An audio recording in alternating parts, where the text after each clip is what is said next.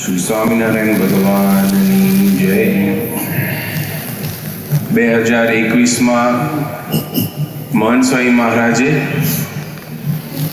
એક આજ્ઞા કરી હતી સમક્ષ નોર્થ અમેરિકાના હરિભક્તો માટે કે આ એક મંદિર જે છે અક્ષરધામ એ આપણા નોર્થ અમેરિકાના હરિભક્તો પૂરું કરશે. એમાં ઘણા બધા સેવામાં જોડાયા હતા અને આપણે ઘણી બધી સેવા કરી હતી. એમાં કોઈ પણ પ્રકારની આવડત નહોતી, કોઈ પણ પ્રકારની સૂઝ નહોતી. કેવળ ને કેવળ મહંત સ્વામી મહારાજના વચન ઉપર એક વિશ્વાસ, મહંત સ્વામી મહારાજની એક આજ્ઞા ઉપર વિશ્વાસ, અને એ સેવાના ફળ રૂપે આજે આપણે નોર્થ અમેરિકાનું અક્ષરધામ આપણે જોઈ શકીએ છીએ. અને એ અક્ષરધામમાં જ્યારે મહંત સ્વામી મહારાજ બેઠા હતા અને ત્યારે એમણે કહ્યું કે આ અક્ષરધામ તો બાંધ્યું, પણ એ અક્ષરધામ આપણે અંદર લઈ જવાનું છે. એ અંદર અક્ષરધામ આપણે બાંધવાનું છે. અને એટલો રાજીપો જે બધા વડીલો હતા, યુવકો હતા, યુવતીઓ હતા, એ બધાએ જે સેવા કરી એનો રાજીપો મહંત સ્વામી મહારાજે દર્શાવ્યો હતો. પણ મહંત સ્વામી મહારાજ ખાલી વડીલો માટે નથી આવ્યા. મહંત સ્વામી મહારાજ આ નાના નાના બાળકો, નાની બાળિકાઓ એમના માટે પણ આવ્યા છે. તો એમને તો ત્યાં સાહિત્ય સેવા કરવાનો બહુ ચાન્સ નથી મળ્યો, તો પછી કેવી રીતે રાજીપો લઈ શકીએ? તો મહંત સ્વામી મહારાજે એમનું પણ વિચાર્યું ને કે આવી રીતે એક મુખપાઠ કરે અને આવી રીતે એમને કહે કે આ મારું મુખપાઠ મંડળ. તો એમને કેટલો રાજીપો મળ્યો છે. શ્લોકો યાદ કરવા બધા મા બાપને ખબર છે કે કેવી રીતે કરાવવું અને કેવી રીતે કરવું. અમુક તો તમને પણ થઈ ગયા હશે કે આવી રીતે સતત રેપિટેશન કરીને કેવી રીતે કરવું, કેટલી મહેનત જાય છે. અહીંયા તો ખાલી આપણે 10-15 મિનિટ માટે એમને આવી રીતે એમનું સ્વાગત કર્યું, એમને સન્માન્યા. પણ મહંત સ્વામી મહારાજે તો કેટલું બધું વિચાર્યું છે એમના માટે કે આવી રીતે આ લોકો મુખપાઠ કરે છે અને એમને આટલી મહેનત કરી છે, તો આપણું પણ એક જવાબદારી એક બને કે જે કાંઈ આપણું પુણ્ય હોય, જે કાંઈ આપણે એક દંડવત કરીએ કે પછી 3 માળા કરીએ કે 11 પ્રદક્ષિણા ઠાકોરજી આગળ કરવાની, આ બધા માટે મહંત સ્વામી મહારાજે આજ્ઞા કરી છે. તો આપણી આ એક આજ્ઞા પણ એમને બધું પુણ્ય એમને આપવાનું. હકીકતમાં જોવા જઈએ તો આપણે દર વખતે કાંઈક ને કાંઈક ઊંડો વિચારતા હોઈએ કે પરિવારને એક કેવી રીતે કરવો. મહંત સ્વામી મહારાજે એક આજ્ઞા કરી કે આ બાલ બાલિકાઓ મિશન રાજીપોમાં જોડાય તો એમાં આખું પરિવાર એક થઈ જાય છે. જેટલી મહેનત આપણે વર્ષો સુધી કરતા હતા એમાં મહંત સ્વામી મહારાજે એક જ વાક્યમાં પરિવારને એક કરી નાખે છે કે બધા ભેગા થાય.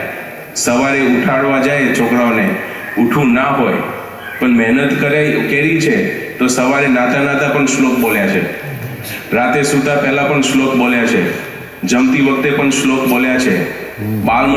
બાલિકા મંડળની સભામાં આવે અને રમતા હોય તો રમવાનું સાઈડમાં મૂકીને પણ શ્લોક યાદ કર્યા છે. તો પછી આ લોકોએ, છોકરાઓએ આટલી મહેનત કરી છે તો આપણને પણ એક થોડીક પ્રેરણારૂપદાયક એ બની શકે કે આપણે પણ ઘરમાં ગમે ત્યારે નાની મોટી વાત હોય તો આપણે પણ આવા શ્લોકો ધ્યાનમાં રાખવા કે મહેનત બાળકોએ કરી છે, આપણે પણ ઘરમાં એક મહેનત કરવી કે આપણે પણ ઘર સભા કરવા માટે એક થોડો તો ટાઈમ કાઢી શકીએ ને. જો બાળકો આટલો સમય કાઢીને આટલું બધું મુખપાઠ કરી શકતા હોય તો પછી આપણે ઘર સભા માટે પણ થોડોક ટાઈમ કાઢી શકીએ કે 10 મિનિટ જીવન ચરિત્ર વાંચવા માટે પણ આપણે થોડોક ટાઈમ કાઢી શકીએ. પ્રેરણાદાયક આ લોકો છે. આપણે આમ જોવા જઈએ ને તો મોટે ભાગે વડીલોથી આપણને સત્સંગ આપતો હોય છે કે વડીલો સત્સંગ કરતા હોય, પછી એમના દીકરાને આવતો હોય, પછી ઘરમાં બધાને થતો હોય. મહંત સ્વામી મહારાજે તો ઊંધી ગંગા ચાલુ કરી દીધી છે કે બાળકો અને બાળિકાઓ આટલું બધું સારો સત્સંગ કરે છે તો તમને જો ના કરી શકો તો પછી તમારે મોઢું સંતાડવાનું થાય. પણ આપણે એવા નથી.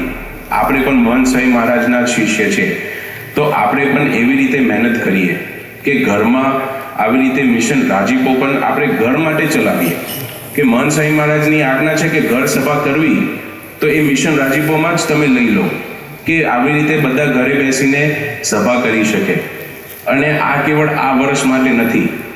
એવું ના સમજતા કે જે 8 બાળકો છે અને 8 બાલિકાઓ છે બસ એમને જ મિશન રાજીપો સક્સેસ થઈ ગયું ને હવે પૂરું.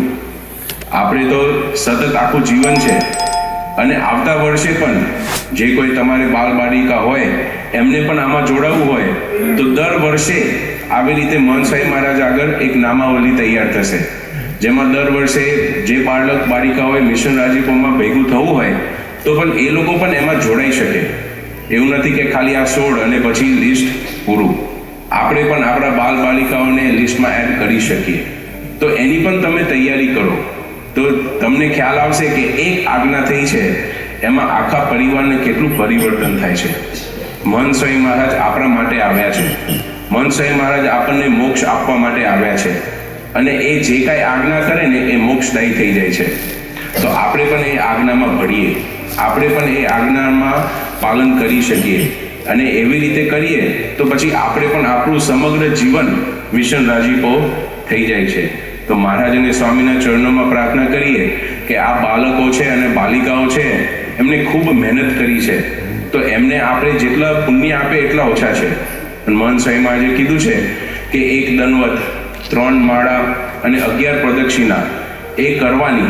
એટલે ઠાકોર સભા પછી જો ઠાકોરજી આગળ આપણે બધે કરીએ તો એમાં એક ખાસ પ્રાર્થના કરજો કે આ જે કાંઈ આનું જે કાંઈ પુણ્ય છે એ બધું આ બાળકો અને બાલિકાઓને આપણે આપી દેવું છે. તો ખાસ સભા પછી અને બીજી કે બાળ અને બાલિકાઓના જે માતા પિતા છે એમને પણ એક ખાસ વિનંતી કે મહંત સ્વામી મહારાજે કીધું છે કે શીરો જમાડવાનો છે. તો તમને જ્યારે ચાન્સ મળે તો મધર અને ફાધર બંને એ બાળક અને બાલિકાઓને ખાસ શીરો જમાડજો. કારણ કે તમારી મહેનત તો છે જ પણ એમને રાજીપો તો એમને પણ લીધો છે અને મહંત સ્વામી મહારાજે એમને કીધું છે કે મારું મુખપાઠ મંડળ. શ્રી સ્વામિનારાયણ ભગવાન.